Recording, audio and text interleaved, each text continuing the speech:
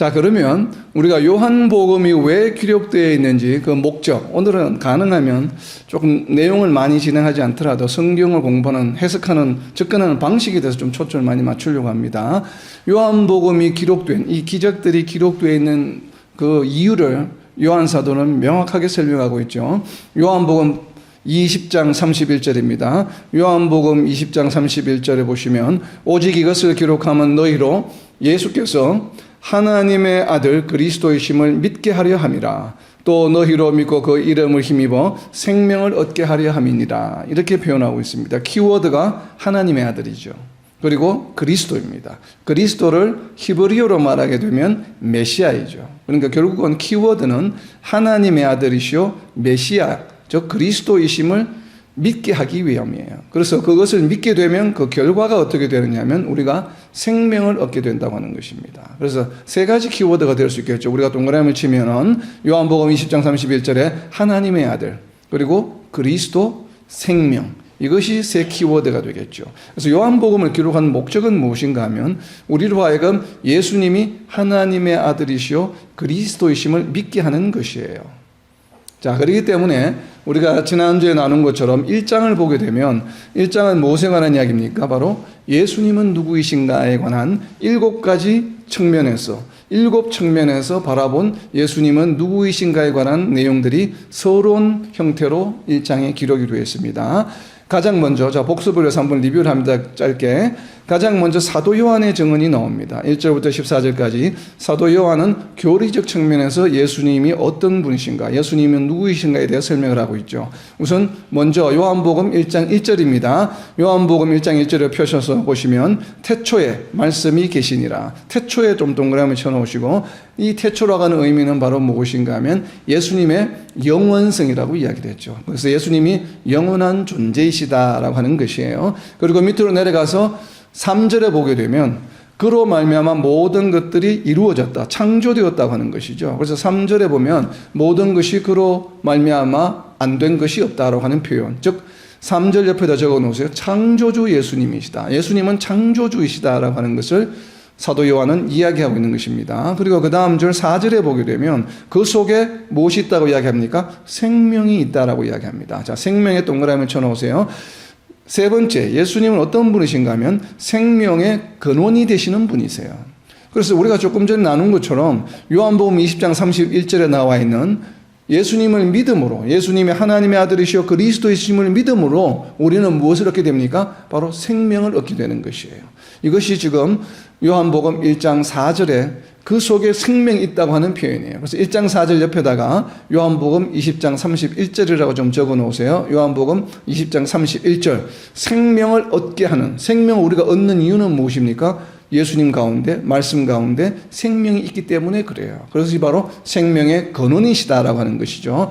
그리고 밑으로 쭉 내려가서 14절입니다. 14절에 보게 되면 말씀이 육신이 되었다고 하는 것이죠. 우리가 신학적 용어로 말하면 도성인신이다라고 이야기합니다. 즉 다르게 표현하면 하나님이 인간의 육신을 입고 오셨다라고 하는 의미예요. 말씀이 육신이 되었다고 하는 것은 하나님이 인간의 모습으로 오셨다. 즉 이 이야기는 다르게 표현하면 뒤에 나오는 표현처럼 우리의 인간의 눈으로 하나님을 볼 수 있게 되었다는 것이에요. 그것을 표현을 영광을 보게 되었다라고 이야기합니다. 그런데 그 영광이 누구의 영광입니까? 하나님의 독생자의 영광이다라고 하는 것이에요.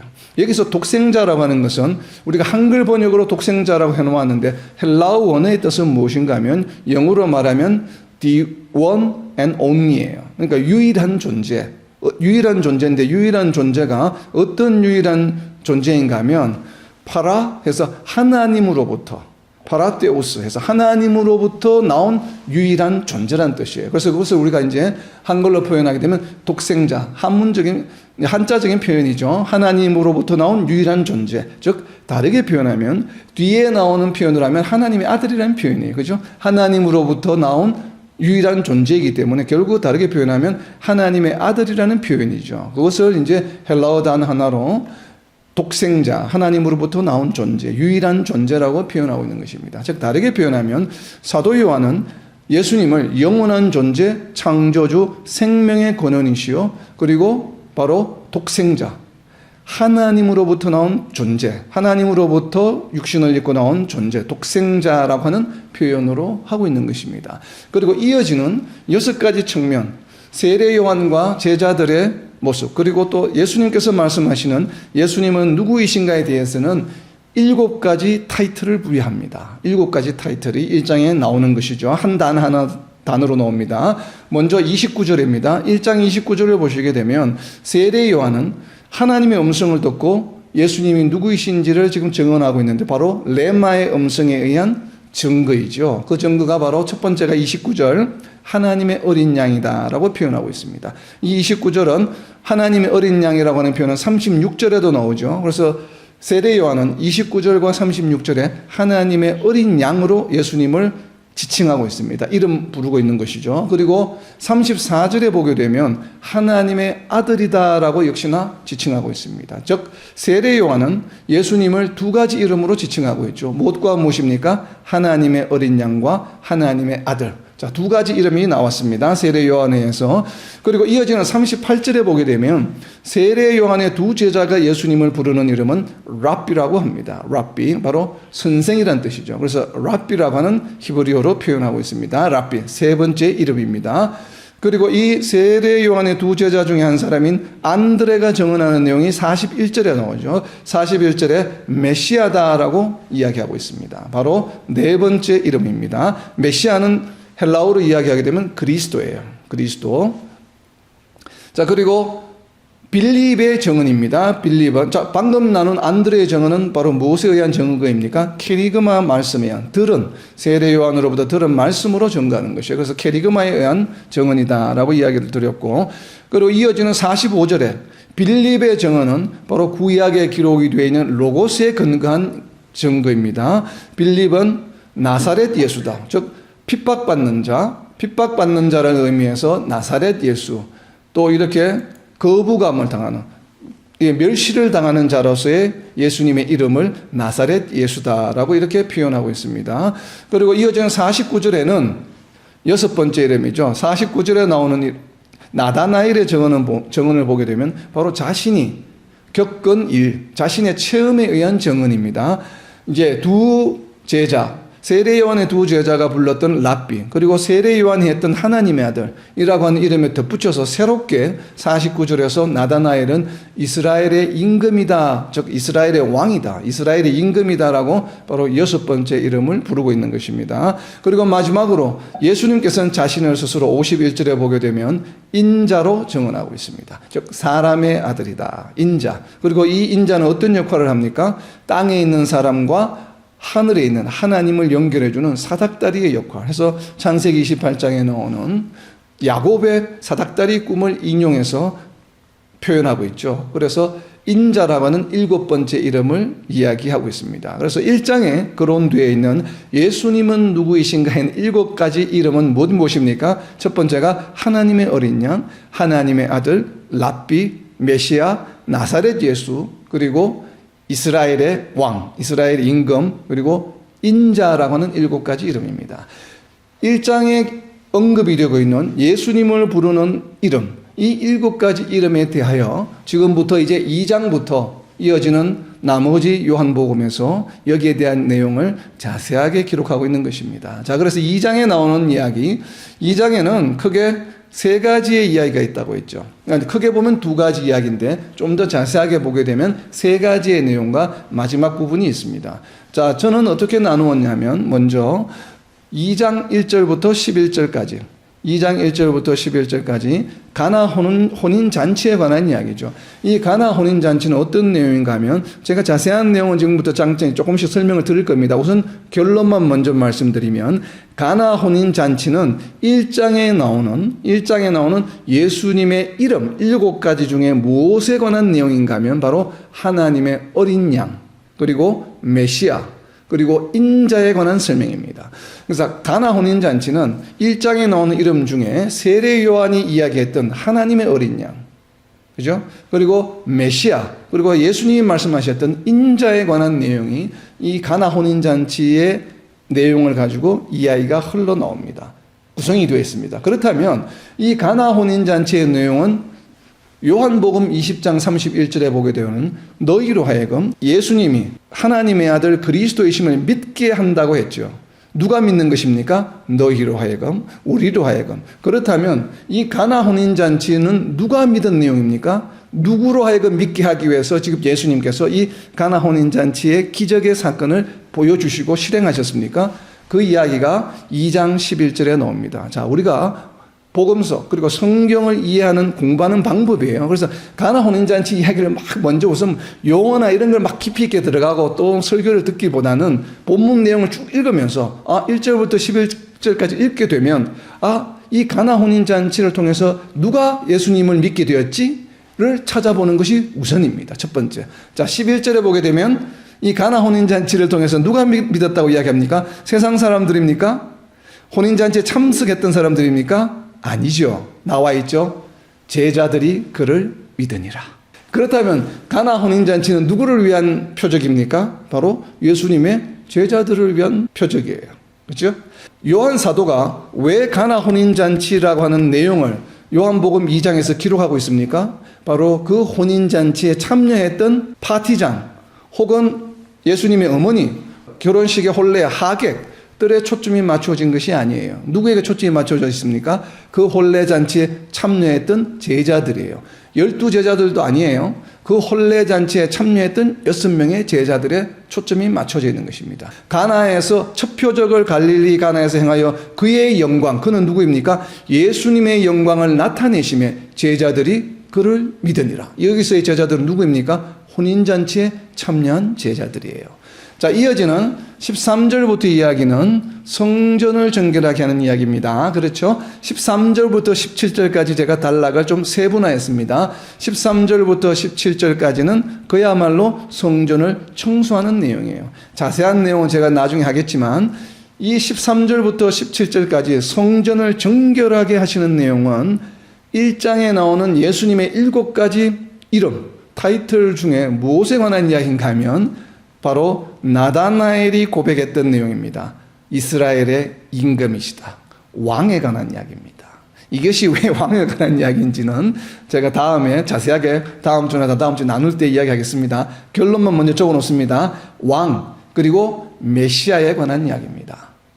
그래서 성전을 정결하게 한다고는 이 사건 자체만으로도 유대인들은 이 성전을 막 예수님을 정결하게 하시는 모습을 보면 이것이 왕에 관한 이야기요 메시아에 관한 이야기구나 하는 것을 안다는 이야기입니다. 그것을 어디에서 알 수 있습니까? 22절에 있습니다. 18절부터 22절까지는 예수님의 비유라고 저는 나누었습니다. 17절까지는 성전 정결, 18절부터 22절까지는 예수님의 비유의 말씀이죠. 무슨 비유예요? 성전을 헐라 내가 3일 만에 일으키겠다. 즉 예수님의 죽으심과 부활을 비유로 말씀하셔서 이것을 제가 별도의 단락으로 앞에 성전 정결과 구별했습니다. 구별했는데 거기에 보시게 되면 22절을 보시게 되면 이 성전 정결의 의식, 성전 정결의 의식은 무엇에 관한 이야기인가 하면 2장 22절입니다. 말씀하신 것을 기억하고 성경과 예수께서 하신 말씀을 믿었더라. 주어가 누구입니까? 누가 믿었습니까? 22절에 동그라미를 쳐놓으세요. 제자들이. 자, 성전 정결한 이 사건, 그리고 3일 만에 내가 다시 지을 것이라고는 이 비유의 말씀, 이 두 가지, 전체적으로 보면 하나의 이야기죠. 그러나 세분화하면 두 가지 이야기인데, 이 두 번째 이야기, 성전을 정결하게 하고 3일 만에 다시 짓겠다고 하신 이 이야기는 누가 믿었습니까? 거기에 참여했던 사람입니까? 예루살렘 당시 있었던 현지의 사람들입니까? 아니에요. 누구에게? 제자들만이 이 말씀하신 것을 기억하고 어디에? 성경과 예수께서 하신 말씀을 믿었더라. 성경은 무엇이겠습니까? 구약 성경이에요. 구약 성경에 보면 성전을 정결하게 하시는 내용이 나옵니다. 그렇기 때문에 제자들이 믿은 것은 무엇이에요? 이것이 이 말씀이구나. 그리고 성전을 정결하게 하시는 내용을 무엇과 비유하셨냐면 너희가 성전을 허물라. 그럼 내가 3일 만에 다시 짓겠다. 성전을 정결하게 하는 내용 플러스 3일 만에 다시 짓겠다. 즉 죽으시고 부활하신 것을 경험하고 난 이후에야 제자들이 그때 성전을 3일 만에 다시 지으시겠다고 하신 말씀이 예수님이 다시 스스로 죽으시고 부활하신다는 말씀이구나. 이것만 믿은 것이 아니고 플러스 뭐를 믿었다고요? 성경과 예수께서 하신 말씀이에요. 예수께서 하신 말씀은 무엇입니까? 오늘 나와 있는 3일 만에 내가 다시 지을 것이다 라고 하는 이 말씀을 믿은 것이고, 그리고 그 플러스 무엇을 믿었다고요? 성경을 믿었다는 것이에요. 구약 성경에 나오는 말씀을 믿었다는 것입니다. 이 구약 성경에 나오는 말씀이 바로 무엇인가 하면 성전을 정결하는 내용이에요. 여기서 제자들이 믿은 것은 두 가지입니다. 성경을 믿었고, 성경에 기록되어 있는 말씀을 믿었고, 그리고 예수님께서 하신 말씀을 믿었어요. 여기서 예수님께서 하신 말씀은 무엇인가 하면 성전을 허물어라, 내가 3일 만에 다시 짓겠다 하신 예수님이 하신 이 말씀이에요. 예수께서 하신 말씀에 동그라미를 쳐서 19절에 사흘 동안에 일으키리라, 성전을 헐라 내가 사흘 동안에 일으키리라, 바로 이 말씀이에요.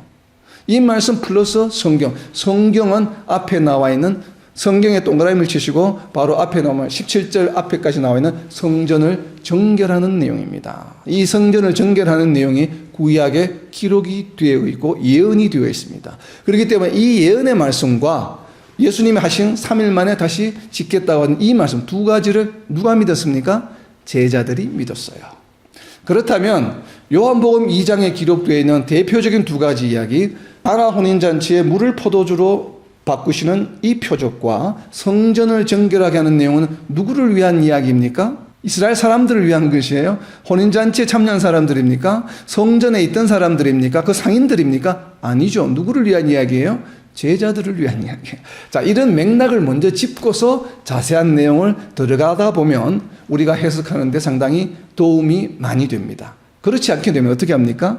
바로 나누신 것처럼 사람이 준비한 것은 어떻게 이렇게 끊어질 수 있지만 예수님이 준비하신 것은 영원해. 언제나 우리가 부족한 게 있을 때마다 누구한테 나가면 돼요? 예수님께 나가면 예수님 우리 필요한 것을 다 주셔. 이렇게 해석이 되는 겁니다. 근데 그것이 틀린 해석이라고 저는 생각하지 않습니다. 왜냐하면 애플리케이션, 응용이라고 하는 데서 얼마든지 그렇게 응용할 수 있는 것이고 아주 좋은 응용이죠. 예수님 이 성경의 말씀을 예화로 들어서 이해할 수 있는 것이지만, 그러나 요한 사도가 성령의 인도하심을 받아서 요한복음을 기록할 때의 그 근본적인 목적과는 과연 맞겠는가라고 생각해 볼 때는 조금 선뜻 100% 동의하기가 좀 어렵다는 것이에요. 물론 어느 정도는 동의가 되지만 그게 맞아라고 하기에는 조금 망설여지는 이유가 왜 그렇습니까? 요한복음 2장에 기록된 내용들이 누구를 위한 내용이에요?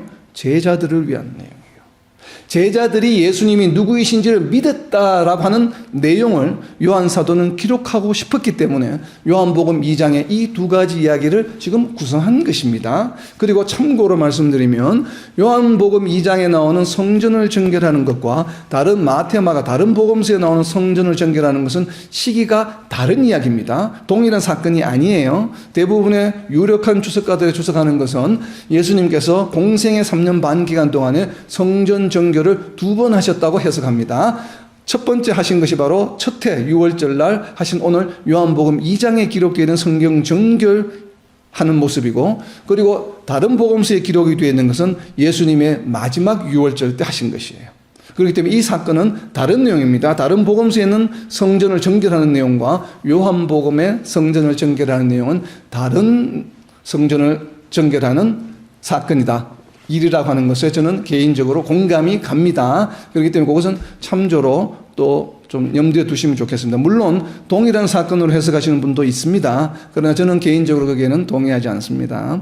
자, 그럼 이제 자세하게 좀 가나 혼인잔치에 대해서 이제 알아보려고 합니다. 이건 제자들을 위한 것이에요. 제자들이 예수님이 누구이신가를 믿게 된 것이에요. 제가 가나 혼인잔치는 예수님이 어떤 분이라고 이야기했습니까? 가나 혼인잔치 1절 옆에다 좀 적어 놓으세요. 하나님의 어린 양, 메시아, 인자. 자, 1장에 기록이 되어 있는, 1장에 언급되고 있는 예수님이 하나님의 어린 양이야 라고 했던 세례 요한의 이야기와, 그리고 또 메시아의 이야기, 예수님께서 이야기하신 인자에 관한 내용이 물로 포도주를 만드시는 이야기의 핵심이 아닌가라고 좀 생각을 해봅니다. 물론 다른 이름도 우리가 이야기할 수는 있겠지만 우선 핵심적으로 이 세 가지 이름을 좀 초점을 맞춥니다.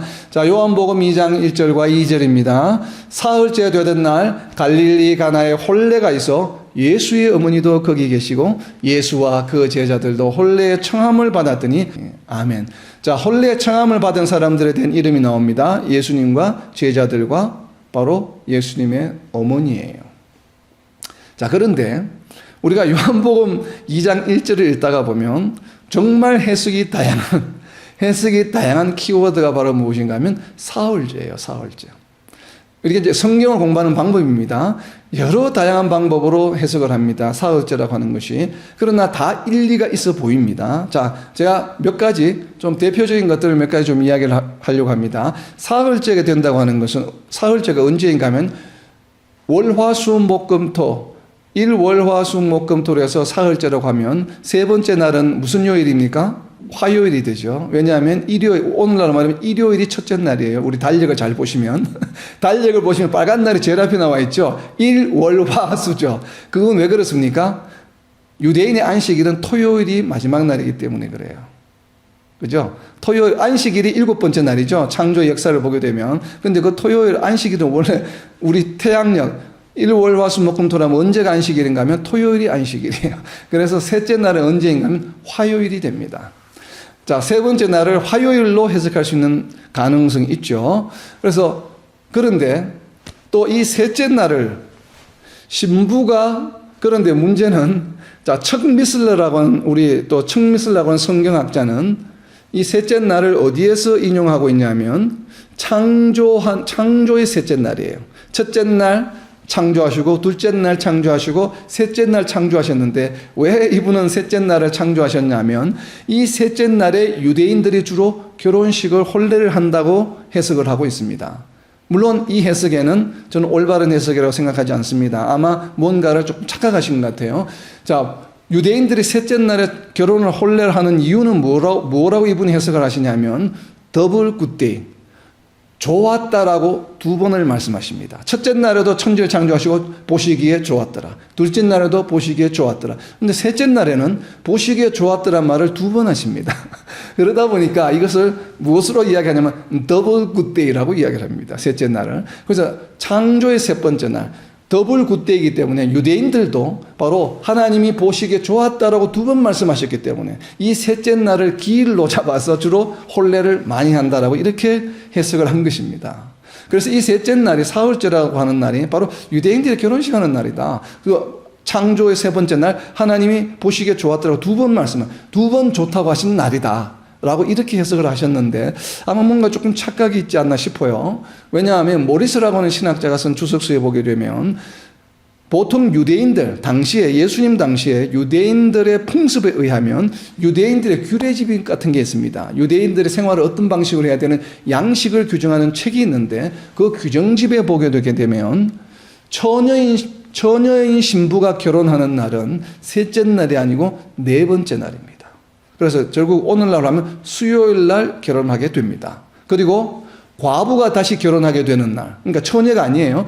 과부가 다시 재혼하거나 두 번째 결혼하게 되는 날은 넷째 날에 하지 못합니다. 유대인들은. 언제 하는가 하면 다섯 번째 날 합니다. 그러니까 처녀가 결혼하는 경우에는 네 번째 날, 즉 수요일에 하게 되고 처녀가 아닌 과부들이 다시 결혼하게 되는 날은 다섯 번째 날, 즉 목요일 날 결혼하게 됩니다. 이것이 당시의 유대 풍습에 나와 있는 규정집에, 규례집에 나와 있는 내용입니다. 그렇기 때문에 척미슬러 이분이 해석한 것에는 조금 오류가 있는 듯해요. 왜냐하면 이거는 문헌에 기록이 되어 있는 내용이기 때문에. 그래서 유대인들의 결혼 풍습은 처녀인 경우에는 네 번째 날에 결혼하기 때문에 이 사흘째 된다라고 하는 이 날이 결혼을 하는 날로 해석하는 데는 무리가 있어 보입니다. 자, 이제 두 번째 해석은 칼슨이라고 하는 신학자가 해석한 것인데 1장에 보다 보면 이튿날 이런 것이 세 번 나오죠. 이튿날 1장에 보시게 되면 29절에도 이튿날 35절에도 이튿날 43절에도 이튿날이라고 나옵니다. 1장을 한번 보세요. 보면 29절 35절 43절에 보게 되게 되면 이튿날 그러니까 1장에는 모두 총 며칠입니까? 이튿날이 세 번 나오니까 1장에 기록되어 있는 내용은 며칠간의 기록입니까? 이튿날이 세 번 나왔으니까 4일에 관한 내용이죠. 왜냐하면 어떤 이야기가 나오고 이튿날 나왔기 때문에 이튿날이 나오기 하루 전이 있죠. 전에 하루가 있죠. 그리고 이튿날이 세 번 나왔기 때문에 4일에 관한 내용이 기록이 되어 있는 것이에요. 그래서 1장에 이어서 2장에서 셋째 날이라고 했기 때문에 세 번째 날이라는 얘기예요. 그래서 1장에 나온 4일, 2장의 셋째 날이니까 첫째 날, 둘째 날이 있겠죠. 그리고 셋째 날이기 때문에 3일. 그래서 이 이야기는 7번째 날이구나. 그래서 이 사흘째 되던 날을 안식일 7번째 날로 해석을 합니다. 그래서 이 셋째 날이 안식일일 것이야 라고, 그래서 왜 이야기를 하느냐면 이분의 기본적인 배경은 이거예요. 안식일 날은 어떤 날입니까? 우리가 창세기에 보게 되면 천지를 6일 동안 창조하시고 하나님이 뭐 하신 날이에요? 쉬신 날이에요. 즉 하나님의 모든 사역이 이 땅에서 완성된 날이에요. 그래서 하나님과 함께 하나님의 안식에 동참하는 날이에요. 그래서 하나님의 안식에 동참하는 날을 혼례 의식으로 해석을 한 것입니다. 왜냐하면 혼례라고 하는 것을 좀 상징적으로 해석한 것이에요. 혼례라고 하는 것은 우리가 일생 중에 가장 기쁜 날이다. 이 하나님의 안식에 동참하는 것이 가장 기쁜 날이요, 가장 귀한 날이기 때문에 이 혼례가 있던 날을 안식일과 연결을 지은 것입니다. 그래서 1장의 4일과 사흘째를 해서 7번째 날이다라고 이렇게 해석을 했습니다. 저는 개인적으로 동의하지 않습니다. 왜냐하면 유대인 율법에 의하면 안식일 날은 어떻게 합니까? 유대인들이 아무것도 안 하죠. 그런데 잔치를 하겠습니까? 안식일 날. 잔치할 수 없죠. 유대인들 율법의 안식일은 멀리 걸어가지도 않아요. 그런데 먼 데 있는 손님들 어떻게 오며 또 포도주를 마시고 그런 잔치를 할 수 있는 분위기는 아니죠. 안식일이. 식사도 안식일 날 전에 준비된 음식을 먹어요. 그렇기 때문에 안식일 날 혼례 잔치를 했다고 하는 것에는 선뜻 동의가 되지 않습니다. 자, 그리고 또 다른 이야기는 우리가 2장에 나와 있는 내용, 이 가나안 혼인잔치와 성전을 정결하게 하는 내용이 서로 연관관계가 있다고 이야기를 했죠. 왜냐하면 포도주 이야기에 나와 있는 정결 예식에 관한 이 키워드와 성전을 정결하게 한다고 하는 내용이 서로 연결이 되어 있다고 봅니다. 저는 거기에 동의합니다. 서로 연결되어 있는 내용으로 보여집니다. 그렇기 때문에 성전을 정결하는 내용, 2장 후반부에 2장 19절을 보시기 바랍니다. 2장 19절에 성전을 헐라 내가 며칠 동안에? 사흘 동안에. 그래, 이 사흘이라고 하는, 사흘이라는 표현이 무엇이에요? 2장 1절에 나와 있는 사흘과 동일한 사흘이죠. 그렇기 때문에 이 사흘째라고 하는 의미는 2장 19절에 나와 있는 사흘과 서로 연관관계가 있다라고 이렇게 해석을 합니다. 저는 이 해석도 어느 정도 그럴듯해 보입니다만은 선뜻 동의가 되지 않습니다. 자, 그리고 또 다른 많은 해석은 기본적으로 유대인들이 가지고 있는 사흘째라고 하는 이 사흘에 관한 의미예요.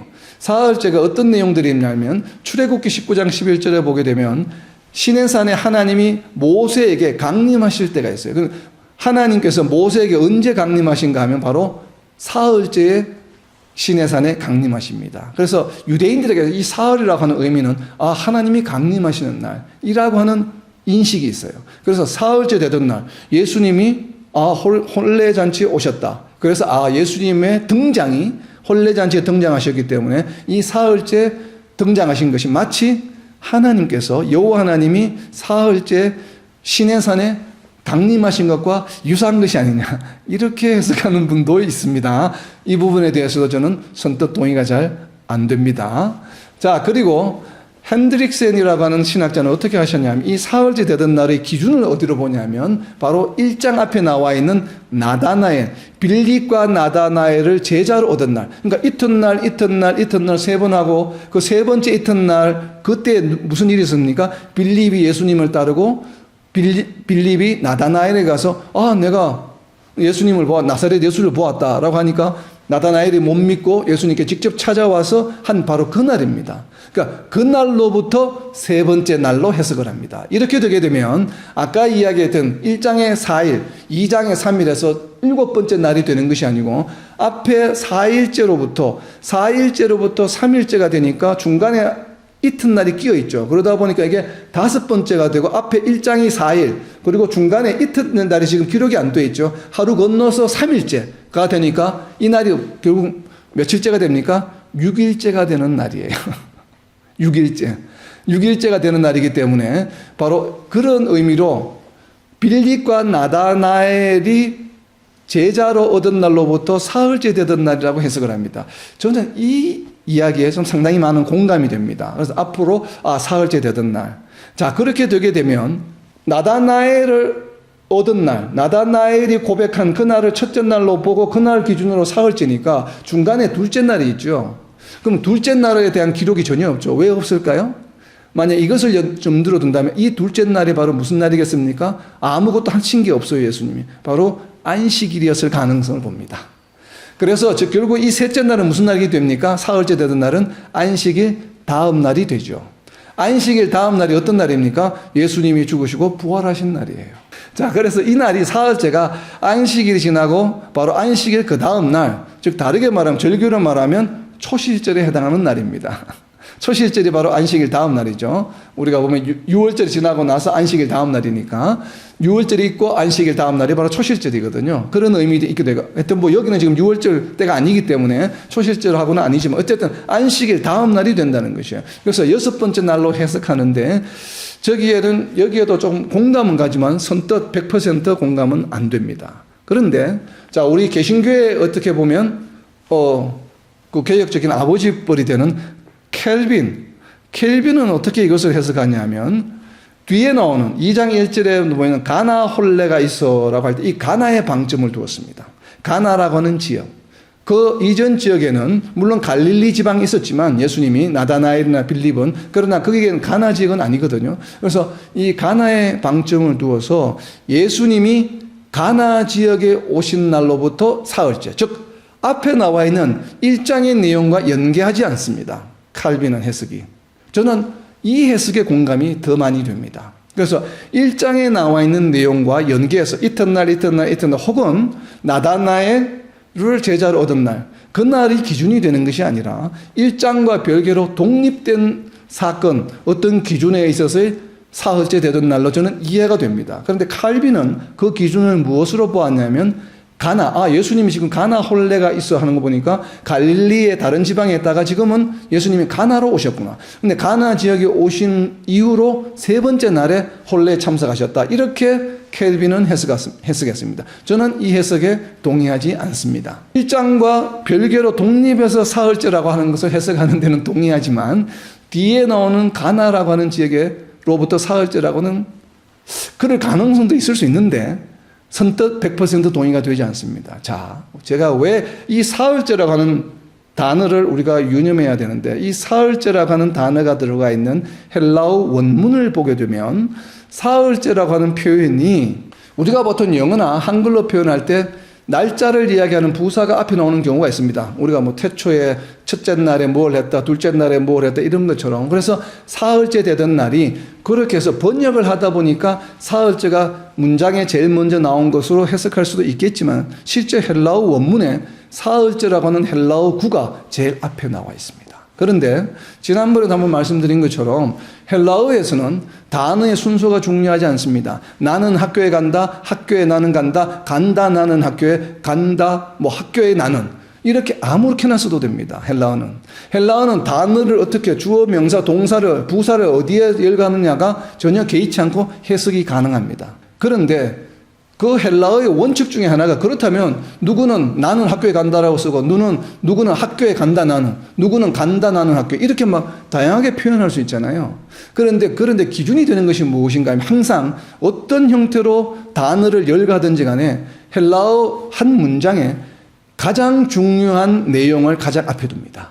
즉 나는 학교에 간다라고 하면 나라고 하는 누가 학교에 가느냐가 중요한 것이에요. 나는 학교에 간다. 학교에 간다 나는라고 하는 이야기는 내가 무언가를 하는데 나는 내가 어디 가기는 가는데 뭐가 중요하다는 얘기예요. 포커스가 학교가 중요한 거예요. 그래서 학교에 나는 간다 이렇게 표현하는 거예요. 헬라의 문법이 그렇습니다. 그렇기 때문에 헬라어는 아무렇게나 순서를 단어를 해도 되지만 가장 앞에 둔다는 얘기는 가장 앞에 나오는 단어가 지금 가장 그 문장 중에서 가장 중요한 단어라고 하는 거예요. 그러면 사흘째 되던 날에 갈릴리 가나에 혼례가 있었다라고 하는 것이 한 문장입니다.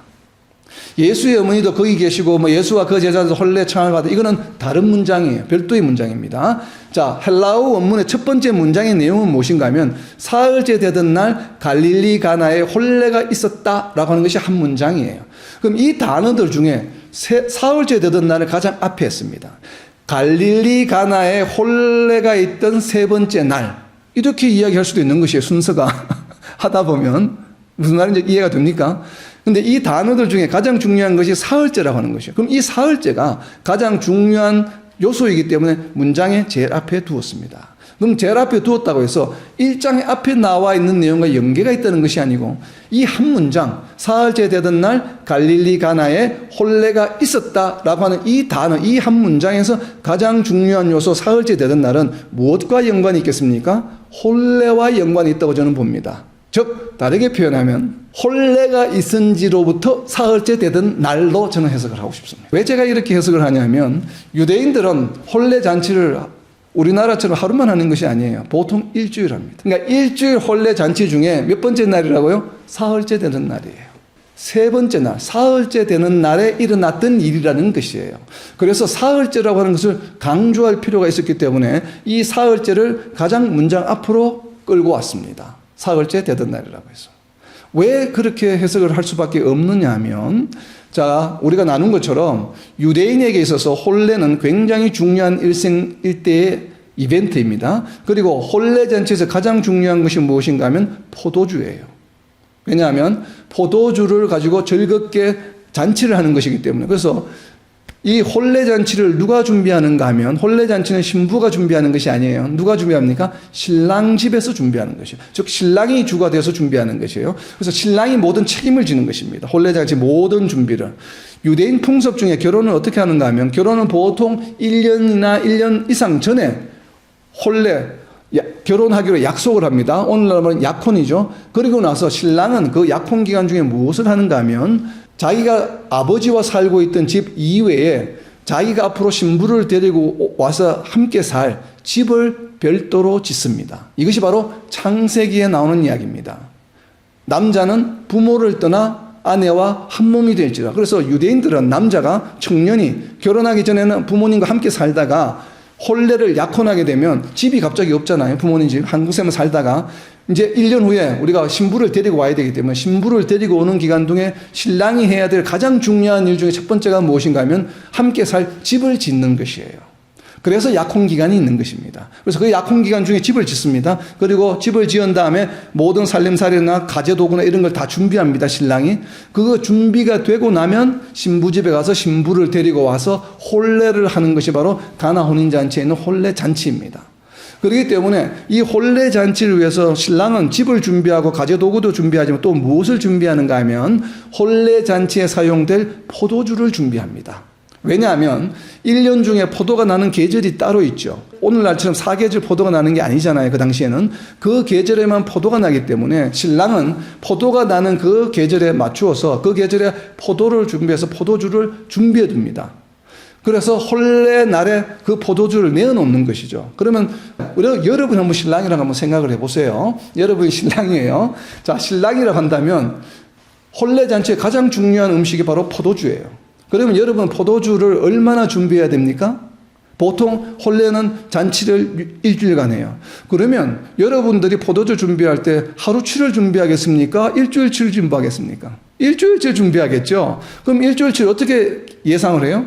아, 내 친척이 몇 명이고 신부 친척이 몇 명이고 대충 혼례잔치 올 사람들이 20명이다 30명이다 40명이다 그 중에 포도주를 마시는 어른들 남자는 몇 명이다 대충 이야기해서 아, 그 사람들이 하루에 어느 정도 마실 것이다.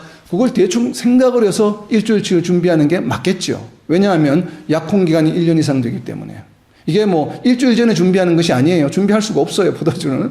그렇기 때문에 대충 양을 예상해서 준비합니다. 그런데 지금 우리가 요한복음 2장 1절에 나와 있는 이야기 사흘째 되던 날은 이 사흘째 되던 날에 일어난 사건이 무엇이에요? 포도주가 부족한 일이 일어나서 이건 일대 큰 사건입니다. 그런데 신랑이 예상해서 포도주를 준비했는데 혼례 첫날에 포도주가 부족할 가능성이 있겠습니까? 없겠습니까? 이거는 예측을 못해도 너무 못한 것이죠. 그래서 저 이 이야기 핵심은 무엇인가 하면 물을 포도주로 변화시킨 이 사건의 발단이 되는 중요한 사건은 바로 무슨 사건이에요? 포도주가 떨어진 사건이에요. 그럼 이 포도주가 떨어진 것이 언제 떨어져야 됩니까? 혼례 잔치 첫날에 떨어질 수 있습니까? 그거는 개연성이 거의 없죠. 그렇기 때문에 이 사흘째 되던 날이라고 하는 것이 바로 무엇을 상징하는가 하면 지금 혼례 잔치가 며칠이 지났는가를 가장 먼저 이 이야기의 첫 번째 소두로 세 번째 날이야. 그래서 포도주가 떨어질 가능성이 있어. 왜? 예상했던 사람보다 너무 많이 와서 사람들이 첫째 날, 둘째 날. 그래서 이 사람들이 너무 많이 마셨어. 첫째 날, 둘째 날. 첫째 날, 둘째 날 너무 많이 마셔서 지금 남아있는 포도주가 얼마 없어. 그런데 포도주를 준비할 지금 시기가 아니야. 포도가 나는 시간이 아니야. 어디에서 사온다는 것도 굉장히 힘이 들어. 사흘째 되는 날이다 보니까 포도주가 떨어질 가능성이 발생하고 있는 것이야. 자, 보통 우리가 이야기를 시작할 때 가장 먼저 무엇을 이야기합니까? 그 이야기의 주제가 되는 무언가 배경 설명을 가장 먼저 서두에 꺼내게 되죠. 바로 그 서두에 꺼낸 이야기가 2장 1절 가장 먼저 이야기인데 그 첫 번째 단어가 무엇이야? 사흘째 되던 날이라는 것이요. 그럼 이 사흘째 되던 날은 혼례 기간 중에 사흘째 되던 날일 것이야 라고 저는 해석하고 싶습니다. 제 개인적으로는 이 해석에 가장 공감이 됩니다. 자, 공감이 된다는 표현은 좀 어폐가 있는데 왜냐하면 제가 본 지금 주석서나 들은 설교 중에 어느 누구도 그렇게 해석하고 있지 않기 때문에 공감이 간다는 표현보다는 저는 그렇게 주장하고 싶습니다. 그래서 이 사흘째 되던 날이라고 하는 것은 바로 혼례잔치가 있던 날, 사흘째 되던 날. 이것과 조금 가장 유사한 해석이 바로 누구의 해석이었습니까? 바로 켈빈의 해석이었어요. 가나 지역에 있던 날로부터 세 번째 날.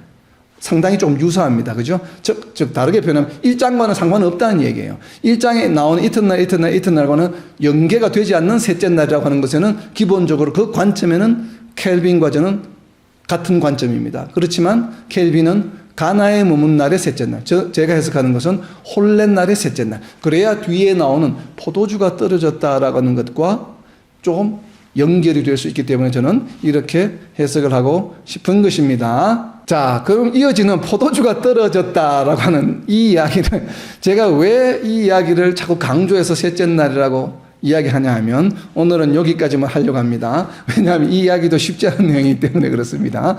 자, 포도주가 떨어진지를 하니까 우리가 나눈 것처럼 많은 분들이 그걸 설교하시죠. 사람이 준비하는 것에는 한계가 있어. 그래서 떨어지고 또 부족한 게 떨어지면 예수님께 이야기하면 적시도 준비해 주셔. 그리고 예수님이 준비하시는 것은 여섯 하나가 가득 차니까 무수히 무한하게 많아. 보통 이렇게 많이 응용을 하시는데 포도주가 떨어진지라고 하는 이 이야기는 유대인이라고 한다면 예수님의 제자들이라고 한다면 포도주가 떨어졌어? 그게?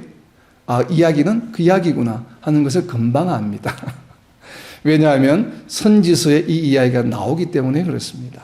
자, 포도주가 떨어진지라 옆에다가 이사야 24장 7절, 9절, 11절이라고 적어 놓으세요. 이사야서 24장 7절, 9절, 11절 내용이 바로 무엇인가 하면 포도주가 떨어졌다라고 하는 이야기를 유대인들이 들었을 때 이야기는 이 이야기구나라고 바로 연상할 수 있는 내용이 거기에 예언이 되어 있습니다. 자, 이사야서 24장 7절입니다. 이사야 24장 7절입니다. 새 포도즙이 슬퍼하고 포도나무가 쇠잔하며 마음이 즐겁던 자가 다 탄식하며 마음이 즐겁던 자예요. 혼례 잔치 기간 중에 포도주 마시면서 마음이 즐겁고 막 기뻐하던 자들이 포도주가 떨어지니까 어떻게 했겠습니까? 포도주가 떨어졌네? 탄식하죠. 다 탄식하며 자, 이어지는 9절입니다. 노래하면서 자, 혼례잔치에 노래했습니다. 노래하면서 포도주를 마시지 못하고 포도주를 왜 못 마십니까? 포도주가 없으니까 못 마시는 것이죠. 노래하면서 포도주를 마시지 못하고 독주는 그 마시는 자에게 쓰게 될 것이라. 자, 11절입니다. 포도주가 없으므로. 줄여 쳐놓으세요. 이사야서 24장 7절, 11절에 나오죠. 포도주가 없으므로. 요한복음 2장 3절에 포도주가 떨어진지라. 포도주가 떨어진지라와 포도주가 없으므로 같은 내용이죠. 같은 말이에요. 이사야서 24장 11절에 포도주가 없으므로 무엇합니까? 거리에서 부르짖으며 모든 즐거움이 사라졌으며 혼례잔치의 즐거움이 사라졌습니다. 땅의 기쁨, 혼례잔치 기쁨이 소멸되었도다. 포도주가 없으므로 거리에서 부르짖으며 모든 즐거움이 사라졌으며 땅의 기쁨이 소멸되었도다. 포도주가 떨어졌다는 의미는 이사야서 24장의 의미입니다. 즉 포도주가 없으므로 즐거움과 기쁨이 사라졌다고 하는 것은 무슨 의미인가 하면 이사야서 24장 1절에 나와 있습니다. 이 이야기는 포도주가 떨어졌다는 것은 이스라엘 민족에게는 어떻게 받아들여지느냐 하면 무슨 이야기인가 하면 24장 1절의 이야기입니다. 보라, 여호와께서 땅을 공허하게 하시며 황폐하게 하시며 지면을 뒤집어 엎으시고 그 주민을 흩으시리니. 이것이 무슨 날이에요? 여호와께서 땅을 심판하시는 날입니다. 유대인들에게 포도주가 떨어졌다고 하는 것은 무슨 의미로 인식이 됩니까? 여호와 하나님이 심판하시는 날이구나. 무슨 말씀인지 이해가 됩니까? 왜 이것을 이렇게 해석하지? 그리고 포도주가 떨어졌다는 것과 예수님이 혼인잔치에 참석하셨던 것과 사흘째 날에 참석하셨던 무슨 연관이 있지? 어디에서 알 수 있습니까? 요한복음 2장 3절로 돌아옵니다. 자, 이사야서 24장에 보게 되면 포도주가 떨어진 날이 무슨 날이라고요? 여호와가 심판하시는 날이에요. 그죠? 자, 포도주가 떨어진지라 요한복음 2장 3절 옆에다 적어 놓으세요. 요한복음 2장 3절 옆에다가 요한복음 9장 39절입니다. 요한복음 9장 39절에 설명이 되어 있습니다. 포도주가 떨어진 것이 무엇을 의미하는지 요한복음 9장 39절입니다. 자, 9장 39절이 무슨 날입니까? 예수께서 이르시되 내가 심판하러 이 세상에 왔으니 보지 못하는 자들은 보게 하고 보는 자들은 맹인이 되게 하려 함이라 하시니. 예수님께서 이 땅에 무엇하러 오셨다고요? 심판하러 오셨어요. 여호와께서 심판하는 날에 무슨 일이 일어납니까? 포도주가 없으므로. 예수님이 이 땅에 오신 것이 무엇하러 오셨다고요? 심판하러 이 세상에 왔으니. 그렇다면 가나 혼인잔치가 예수님이 이 땅에 심판하러 오신 것과 무슨 상관이 있습니까? 가나 혼인잔치가 몇 번째 기적이라고요? 예수님이 이 땅에 오셔서 하신 첫 번째 기적이니라. 예수님이 이 땅에서 첫 번째 하신 일이 무엇이에요? 예수님이 이 땅에 심판하러 오셨음을 보여주시는 것이죠. 포도주가 떨어진지라. 여호와의 심판의 날을 의미하는 것이요. 이것이 첫 번째 기적이라고 말씀하셨습니다. 예수님이 어떤 분이시라고요? 심판자이세요. 그렇기 때문에 우리가 이제 다음 주에 나누게 될 여러 가지 내용들 중에 예수님이 어떻게 심판하십니까? 심판의 기준이 되신 것이죠. 즉, 죄 사함을 받는 정결의식의 새로운 기준이 되신 것이죠. 이것이 바로 예수님이 심판하러 오신 것이에요. 그렇기 때문에 포도주가 떨어진지라고 하는 것은 무엇이에요? 사람이 준비하면 부족하고 떨어진다는 이런 의미보다는 물론 그렇게 응용할 수는 있겠지만 기본적으로 구약에 기록된 내용을 근거로 해석하는 것이 성경은 바람직합니다. 특별히 예수님이 하신 것, 복음서에 기록된 것, 예수님은 상당히 많은 비유로 말씀하시고 또 구약의 내용을 성취하러 오신 분이시기 때문에 구약과 연계해서 해석하는 것이 가장 첫 번째 되어야 된다고 생각을 합니다. 그래서 포도주가 떨어진지라고 하는 것은 바로 이사야서 24장과 요한복음 9장 39절에 있는 예수님이 이 땅에 심판의 기준으로 다시 오셨다고 하는 것을 보여주시는 것이고 그 심판의 기준이 어떻게 되는 것은 이어지는 내용에 나오는 내용들입니다. 그래서 우리가 성경을 공부하는 방법으로 신약을 해석하고 이해할 때는 가장 먼저 해야 될 일은 무엇인가 하면 그 신약을 포함하고 있는 그 신약, 그리고 요한 사도가 기록했느냐, 바울 사도가 기록했느냐, 베드로 사도가 기록했느냐에 따라서